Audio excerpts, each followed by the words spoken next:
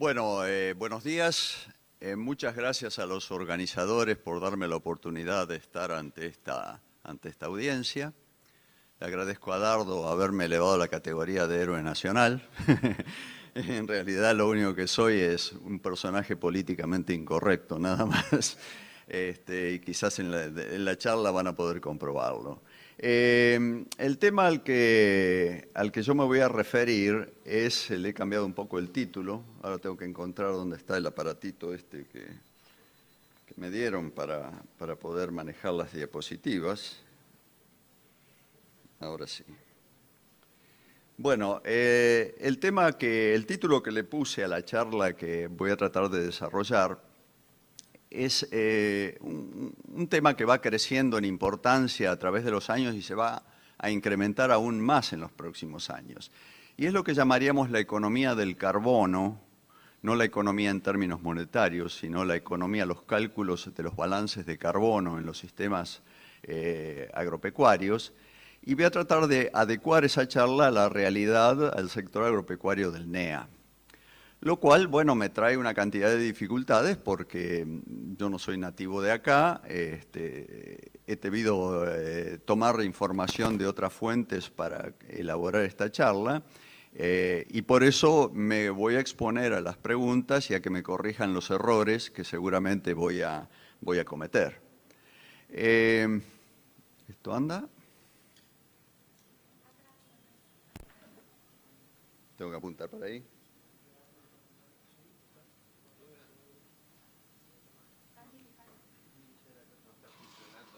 Ah, no está funcionando, me dice. A ver.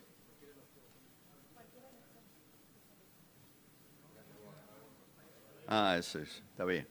Bueno, todo esto, esta gráfica que pongo debajo del título tiene que ver con algo muy simbólico, sobre todo en la provincia de Corrientes, que es una gran diversidad de ambientes, una gran diversidad de biomas, una alta complejidad de los problemas que hay que enfrentar.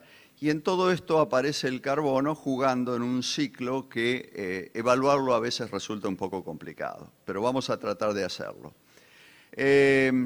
¿Cuál es la encrucijada agroambiental proyectada a futuro del NEA? Bueno, es de alguna manera lo que yo creo que es la encrucijada ambiental del país. Hay ciertos ítems que nos van a crecer en importancia en los próximos años, que nos van quizás a someter un poco al acoso al sector agropecuario, y yo lo he resumido en seis componentes. Carbono, por un lado, que es lo que voy a disertar, nutrientes, agua y hábitat por el tema de la biodiversidad, plaguicidas y contaminación. Yo creo que dentro de este círculo se van a mover los crecientes problemas ambientales que vamos a tener que enfrentar en los próximos años. Más allá de todo lo que tenga que ver, esto desde un punto de vista exclusivamente técnico, ¿no? Ante todo, yo para hacer una caracterización muy somera, muy poco detallada de lo que digamos, al comparar, a tratar de calificar la provincia de Corrientes, he buscado algunos valores para compararlo con la provincia de Buenos Aires, para mostrar cuáles son las fortalezas y debilidades de cada región y para saber que estamos discutiendo y hablando sobre una región que es diametralmente distinta y opuesta a lo que ocurre en Buenos Aires. Por ejemplo, si miramos el porcentaje de área cultivada en Corrientes y en Buenos Aires, encontramos esto, ¿verdad? La diferencia de área cultivada es enorme a favor de la provincia de Buenos Aires. La provincia de Buenos Aires es una ciudad eminente, es una provincia eminentemente agrícola, con un alto porcentaje de tierras dedicadas a los cultivos. Cuando miramos la cantidad de cabezas bovinas que hay en las dos provincias, esa tendencia se achica, pero se mantiene. La provincia de Buenos Aires tiene muchas más cabezas de ganado que la provincia de Corrientes. Ahora bien, si en base a algunas estimaciones que hay sobre el valor de lo que llamaría el valor ecológico de las regiones en función de cálculos que se han hecho sobre la provisión de servicios ecosistémicos, ahí la relación se invierte.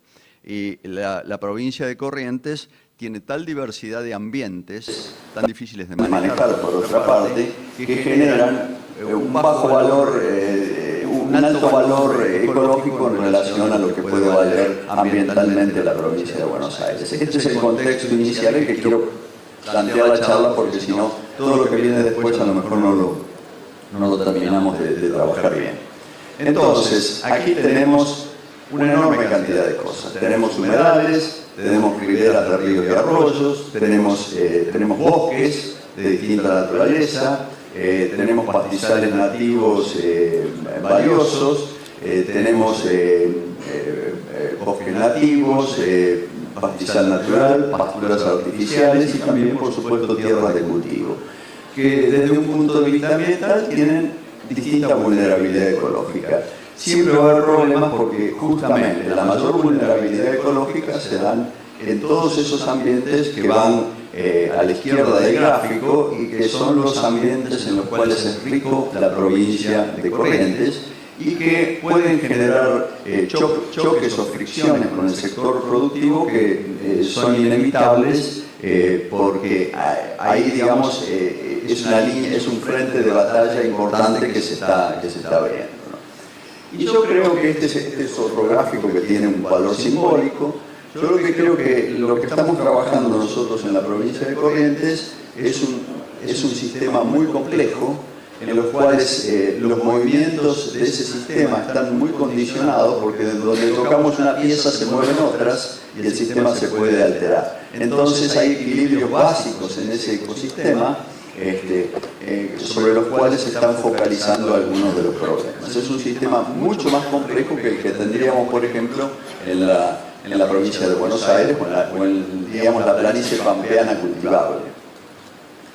Bueno, el tema del carbono, ¿dónde empieza a adquirir importancia? Y bueno, empieza a adquirir una llamativa, de antes, pero adquiere una llamativa importancia a partir de la COP21, la famosa cumbre de clima que se hizo en París en el año fines del 2015, y esa COP lo que plantea es un acuerdo global para que la diferencia entre la temperatura media del planeta en el año 2030, o sea, nos faltan 12 años, y la que había antes de la revolución industrial, se ubique por debajo de los 2 grados centígrados. O sea, que no aumentemos más de 2 grados centígrados la temperatura del planeta respecto a lo que había antes de la era industrial. ¿Y hoy dónde estamos ubicados? Y bueno, estos son los cambios relativos de la temperatura media global del planeta, y ahí vemos que evidentemente va en aumento, de eso no hay ninguna duda, y la clave está en ese gráfico donde no tenemos que superar los 2 grados, es el gráfico que está ubicado a la derecha.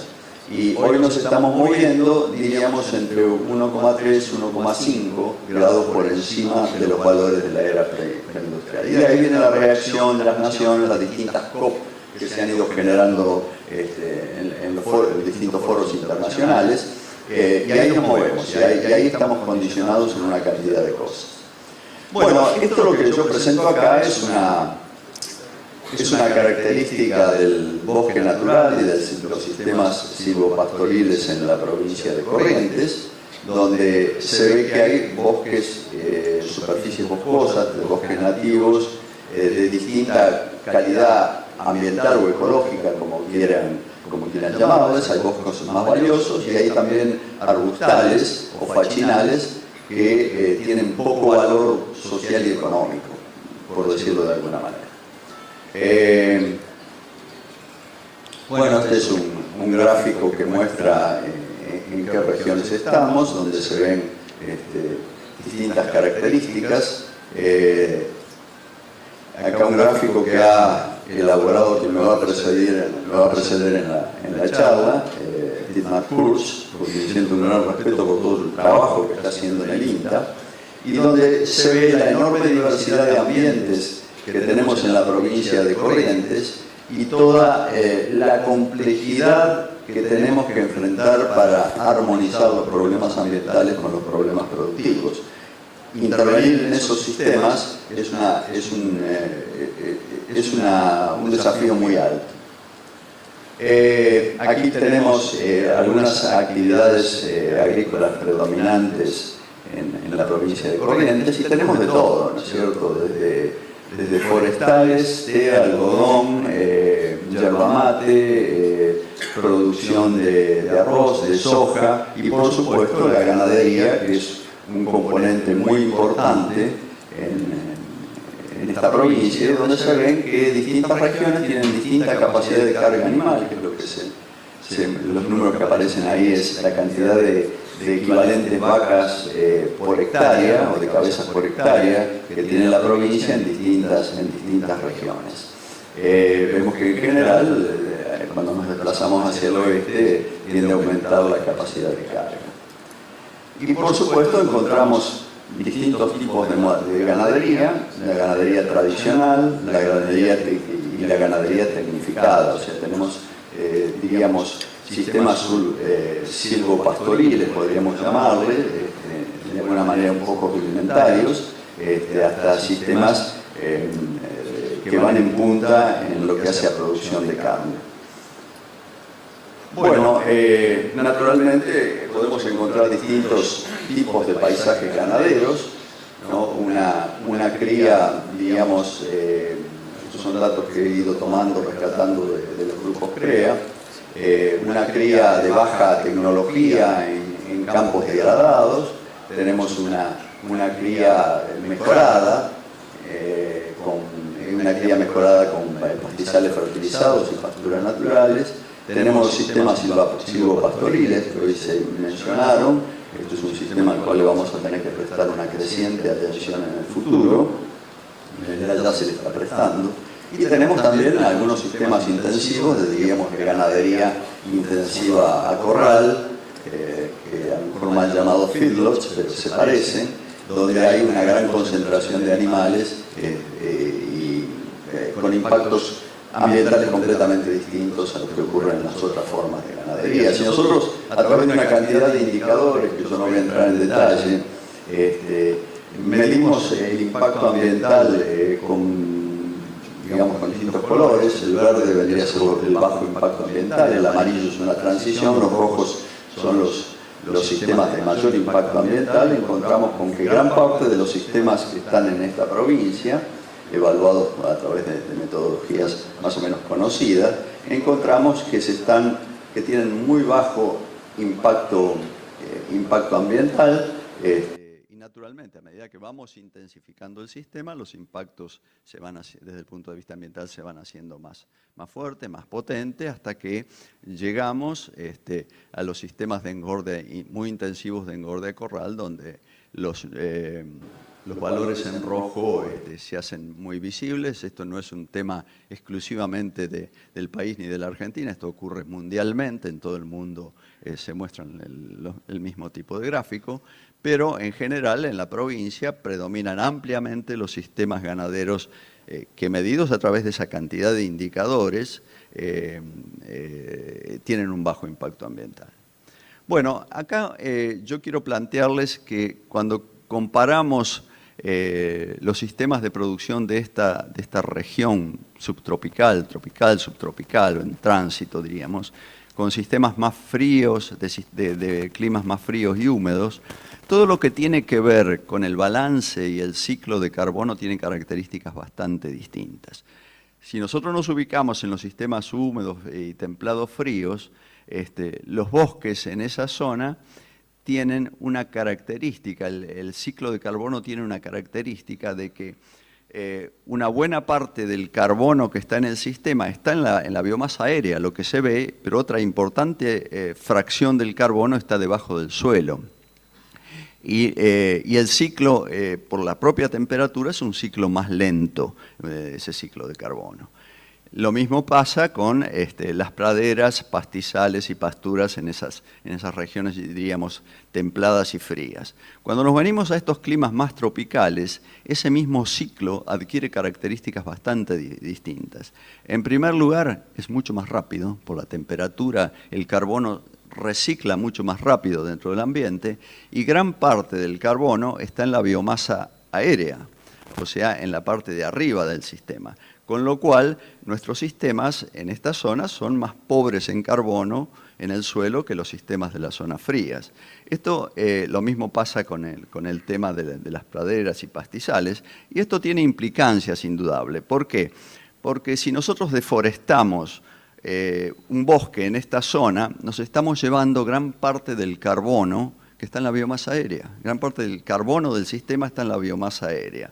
Si deforestamos en una zona templada o fría, como la mitad del carbono quizás está debajo del suelo, queda protegido. Entonces, eso altera un poco la economía del carbono.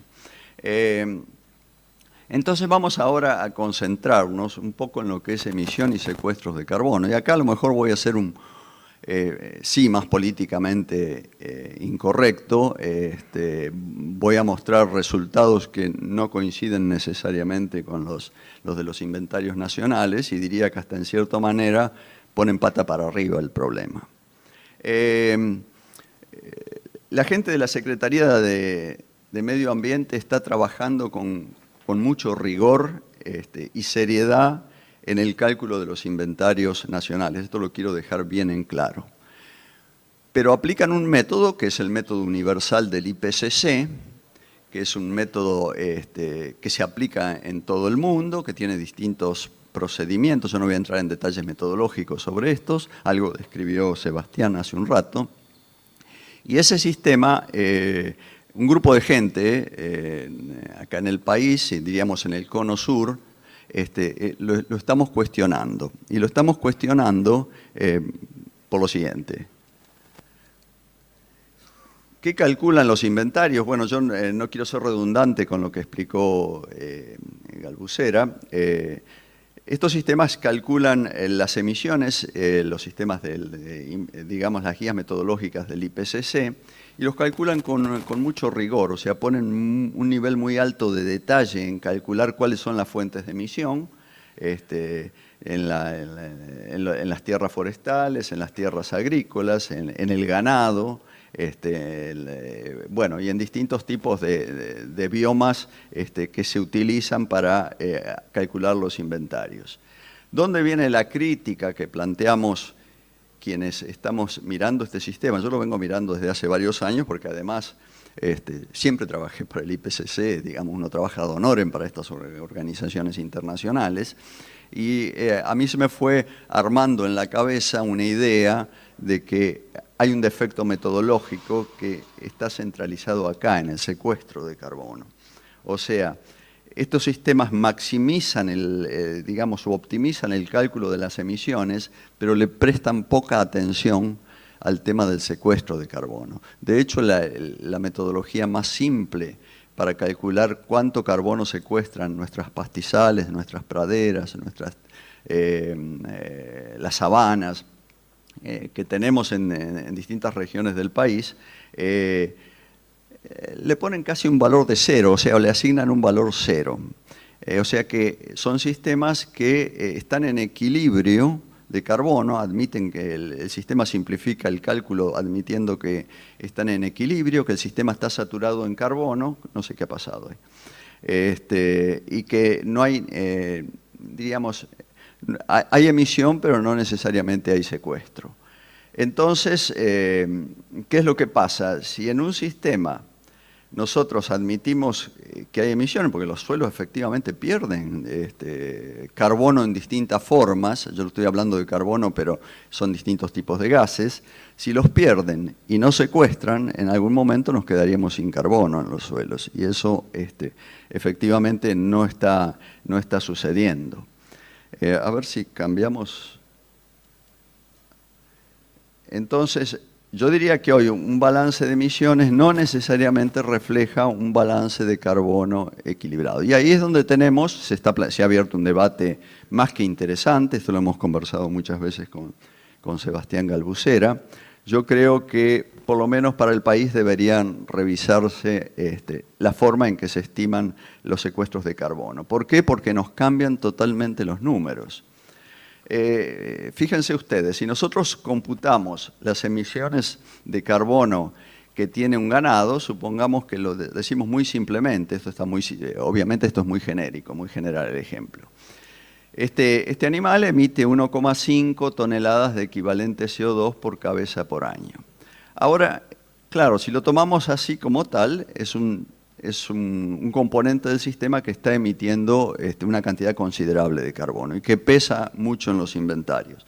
Ahora, ¿qué pasa si nosotros a ese animal lo metemos en el sistema de producción y no lo analizamos individualmente, sino que lo analizamos dentro de su sistema de producción? Y entonces, tomando algunos datos muy genéricos también, ese animal, si hay un animal de una cabeza por hectárea, está emitiendo lo mismo que aparece ahí, 1,5 toneladas de equivalente CO2. Pero ¿qué pasa con el carbono que secuestran los pastizales, las pasturas, pueden ser los arbustales, pueden ser los sistemas silvopastoriles? Esto yo he puesto un número muy, muy genérico, sacado de la bibliografía. Si admitimos un número de ese tipo, de 3,7 toneladas de CO2 que se secuestra, evidentemente ese balance negativo que ocurría por un exceso de emisión se transforma en un balance positivo. O sea, ese sistema, que es lo que estamos discutiendo, para mí secuestra más carbono del que emite, con lo cual el balance pasa a ser positivo. Bueno, esto es lo que he dicho. Bueno, ¿en qué se basa el supuesto que nosotros tenemos? Bueno, ahí tenemos un pastizal. Ese pastizal fotosintetiza, o sea, secuestra carbono en la biomasa que vemos, la biomasa aérea, pero un porcentaje de la biomasa, un porcentaje de ese carbono va a parar a las raíces. Y esto es lo que a veces no se evalúa bien. Ese porcentaje que va hacia las raíces genera en el suelo un superávit de carbono que no está debidamente evaluado. O sea, ese suelo está emitiendo carbono porque esas raíces respiran y a lo mejor el 50% del carbono que está en esas raíces se va a la atmósfera, pero otro 50% se incorpora a la materia orgánica del suelo y se convierte en un stock de carbono estable. Con lo cual, si esta hipótesis es realista, los suelos están ganando carbono. Y esto es como un auto que va en marcha, o sea, se va emitiendo y se va ganando, se va emitiendo y se va ganando. O sea, nosotros vamos en marcha, vamos emitiendo carbono porque el auto está circulando. Quemamos el combustible. Cada tanto tenemos que parar a reponer el combustible. ¿Por qué? Porque nunca se satura el tanque de combustible y no hay que tocarlo más. El tanque de combustible va bajando su nivel y hay que recargarlo. Y la hipótesis nuestra se basa exclusivamente en ese tipo de modelo. Entonces, lo que estamos haciendo es un recálculo de estos supuestos de emisión y de secuestro y nos estamos concentrando fundamentalmente en ese componente de raíces que incorporan aproximadamente, no lo tomen tan en serio esta parte, un 50% del carbono queda retenido después como materia orgánica, y parte del carbono que está en los suelos, que es un sistema muy complejo, vuelve a la atmósfera.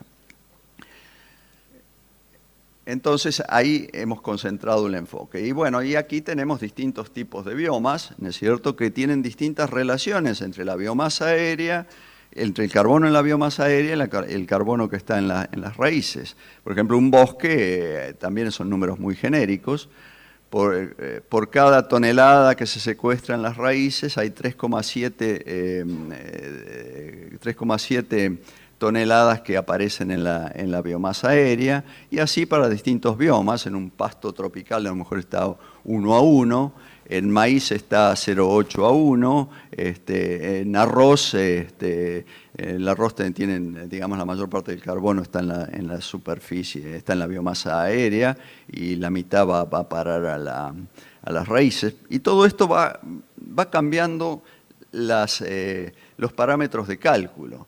En el caso de la ganadería específicamente, distintos tipos de biomas ganaderos o de tierras de pastoreo tienen distintas características. Por ejemplo, si tomamos una sabana tropical o subtropical, más o menos hay el mismo carbono arriba que abajo del suelo, pero si nos vamos a una zona, por ejemplo, patagónica, la cantidad de carbono que hay en la biomasa aérea es bajísima, Pero ¿qué pasa? ¿Cómo se protege el sistema? Y guardando mucho más carbono debajo del suelo. O sea, hay una relación de 4:1. O sea, por cada tonelada de carbono que se secuestra arriba, van 4 a parar abajo. Cuando esas variables las empezamos a hacer jugar en la contabilidad del carbono, nos alteran completamente los cálculos que estamos haciendo.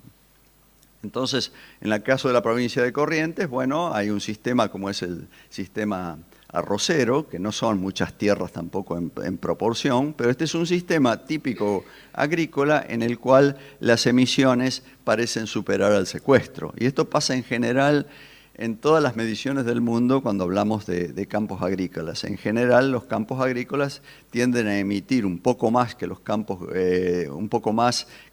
ganaderos, y en los campos ganaderos se tiende a invertir esa relación.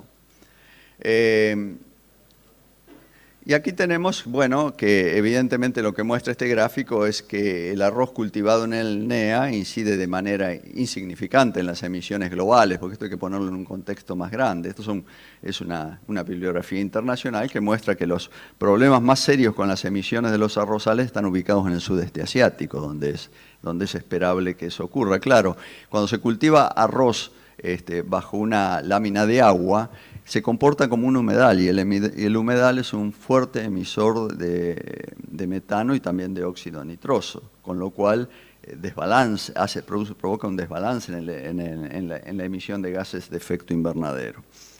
De hecho, nuestros humedales en la Argentina emiten en general más de lo que secuestran, ¿verdad? Bueno, entonces, ¿qué pasa? Lo que han hecho muchos productores, no solo acá en esta región, sino en otras partes donde hay bosques, es que han buscado deshacerse llamaríamos del fachinal, o sea, ese bosque degradado a través de 40, 50, 80 años. Ocurre un desmonte y hay una reconversión de las tierras, en general, en muchos casos con pastos tropicales de alta productividad, y eso provoca en el sistema de producción cambios. Aquí tenemos algunos datos de receptividad ganadera en algunos campos de Corrientes. Cuando pasamos del sistema de la izquierda al sistema de la derecha, la capacidad de carga, la receptividad aumenta mucho, y también puede aumentar mucho el rendimiento de carne en función de la receptividad. Bien, entonces en esa reconversión uno diría, bueno, ¿qué perdemos? En realidad perdemos carbono. La pregunta, bueno, todos los cálculos que se están haciendo es que no. Bueno, después del desmonte ocurre una bajada abrupta del carbono, pero durante el proceso de reconversión se reinicia una ganancia de carbono que se puede prolongar muchos años. A lo mejor en 50, 60 años, si el sistema se mantiene, se puede llegar a un punto de equilibrio o de saturación de carbono, pero para eso tienen que pasar muchos años. Entonces, ¿qué es lo que podemos esperar? Que cuando vamos aumentando la carga vamos mejorando el sistema de producción, pasando de un sistema de campos degradados a un sistema de campos tecnificados y terminando en un sistema silvopastoril, los cálculos estarían indicando de que vamos mejorando no solamente la productividad biológica y económica del sistema, sino que también estaríamos ganando más carbono.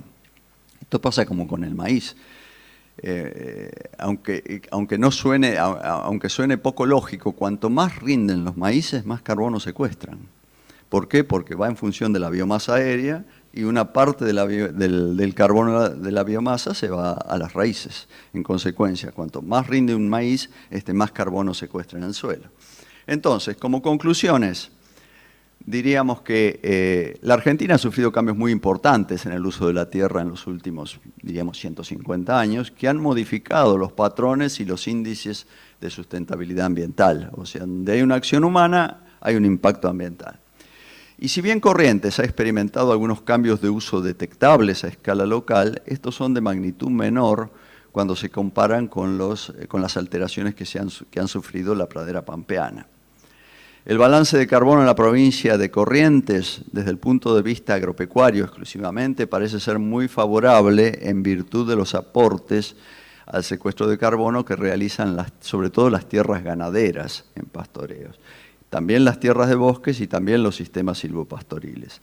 Ese balance positivo de carbono, y aquí es donde estaría generando un crédito de carbono que permitiría compensar con creces las emisiones de otro sector o de otros sectores de la economía provincial, generando condiciones para que pueda ser quizás considerada, no están los cálculos definitivos, como una provincia de carbono neutra.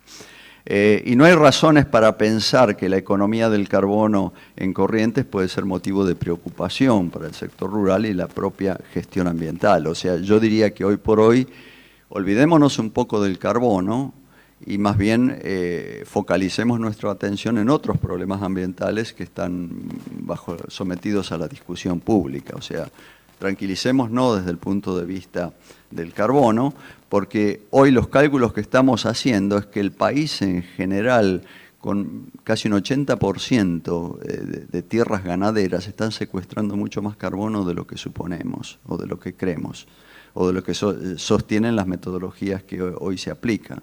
Con lo cual, nuestros cálculos globales estarían indicando que estamos ante un país carbono neutro, cosa que no pasa con otros países del Cono Sur. Pero en el caso de Argentina, nuestros cálculos, que está todo esto en discusión y en un plano de hipótesis, que estamos conversando con distintos sectores del sector público y del sector privado, estarían indicando ese tipo de situaciones. Entonces, acá tenemos distintas visiones. Un pesimista ve el vaso medio vacío, un optimista lo ve al vaso medio lleno, pero el conocimiento científico creo que nos da los fundamentos para completar ese vaso dentro de la visión del optimista. Muchas gracias.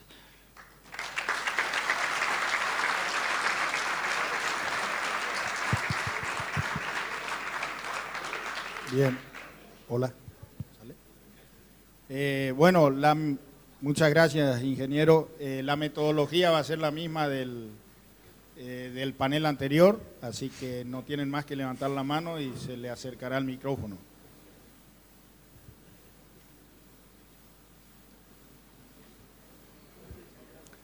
Yo me parece que meto miedo, porque no me preguntan a dónde voy, no me preguntan nada. No es demasiado claro, ingeniero, por eso no va. No, es muy claro en su concepto, seguramente. Bueno, gracias. Ernesto, una pregunta, porque cuando nosotros en Argentina comparamos nuestro sistema, Argentina es uno de los países, o el país del mundo, que más hace uso de la siembra directa, que cambia todo el ecosistema en las rotaciones y en todo. ¿Cómo afecta eso dentro del balance de carbono? Bueno, en las tierras agrícolas está medido que la siembra directa concentra carbono, sobre todo en los primeros 20 a 30 centímetros del suelo, hasta que se satura ese sistema y ya no deja de seguir incorporando carbono, pero en general está calificada como una tecnología que secuestra carbono. Hay algún cuestionamiento por algún lado que la siembra directa genera condiciones anaeróbicas en el suelo que favorecen la emisión de óxido nitroso, con lo cual si esto fuera así, de alguna manera se descompensa la ganancia de carbono que hace en forma directa por la emisión de otro gas que es muy potente en su impacto.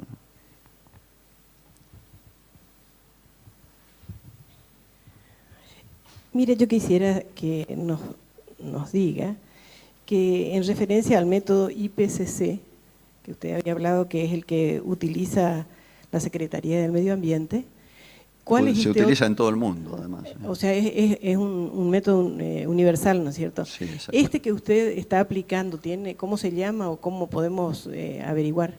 ¿Cómo se llama este otro método que...? No sé, no tiene nombre. ¿Le todavía. ponemos un nombre? Le podemos poner el nombre que querramos, pero en realidad no es que estamos buscando otro método, estamos mirando las debilidades de la parte de secuestro del IPCC. Y yo creo personalmente, yo vengo trabajando en el IPCC casi desde su arranque, yo creo que tiene defectos y tiene debilidades que merecen ser revisadas. De hecho, ya lo planteé este año en el IPCC porque este año me han puesto como revisor de las futuras guías que van a salir en el año 2019, y lo he planteado a este tema. Vamos a ver qué bolilla me dan, ¿no es cierto? Como normalmente pasa en la televisión, decimos, bueno, bienaventurados hermanos, por fin escuchamos lo que queremos escuchar, ¿sí? Eso está muy mal. Pero no creo que sea ese el camino, porque muchas veces nos equivocamos desde el sector, subiéndonos a esta moto que nos hace chocar con el medio ambiente prioritario, que es el resto, y el ser humano en principio, que es el objetivo de todo cuanto nos preocupa, ¿verdad? En ese análisis, desde Córdoba, que es donde más chocados estamos, y sobre todo en estos aspectos, sugerimos y propusimos cambiar temor por conocimiento. Entonces yo a esta sala, sobre todo a nuestros pares, le pediría que ante esta realidad tengamos la suficiente capacidad de fundamentar y encontrar los espacios que se nos propone desde el Gobierno Nacional, apoyándonos en la ciencia, para no volver a chocar, que es el error de comunicación que hemos tenido siempre, que no sabemos hacerlo porque lo que sabemos es producir. Y vengo de una zona donde fuimos invasores, o sea, yo me trasladé de la Pampa Húmeda a romper el bosque nativo en el límite de Córdoba con Santiago, con una sociedad de familia. Por suerte lo hicimos con autorización de ambiente de la provincia, y hoy nos estamos replanteando hasta reforestar en plenos núcleos productivos, porque hemos tenido hasta pérdidas en la equivocación que tuvimos en los avances anteriores. Con ese criterio pido a la sala que salgamos a la calle, como verdaderos dirigentes gremiales del campo que somos, a compatibilizar este medio ambiente donde nos desenvolvemos con esos criterios, los fundamentos de la ciencia y en los buenos encuentros que nos posibilitan los gobiernos ahora, que antes, por lo menos, antes no nos escuchaban, ahora podemos sustentarnos en eso. Nada más una... Gracias por el comentario. Allá.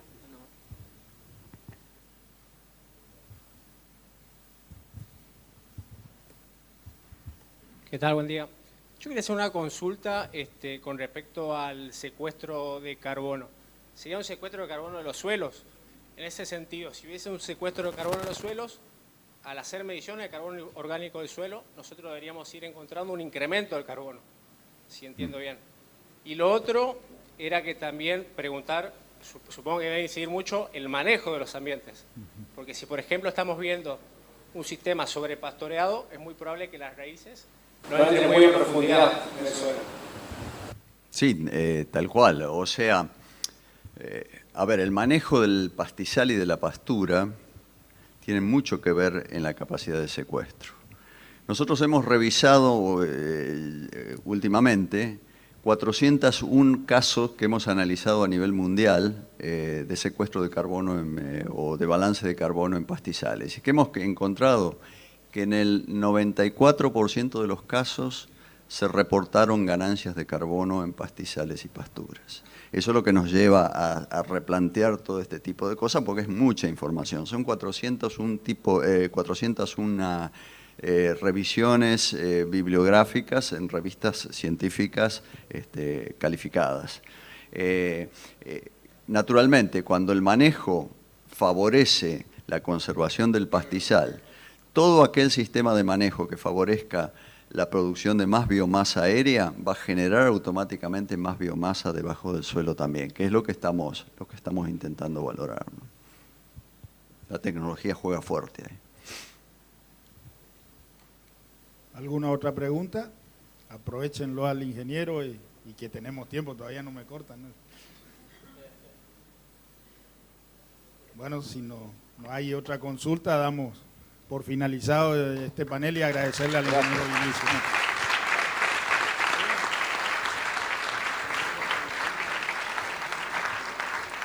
Se invita al vicepresidente del CRA, Jorge Chemes, a hacer entrega de un recordatorio al ingeniero Ernesto Bigliso.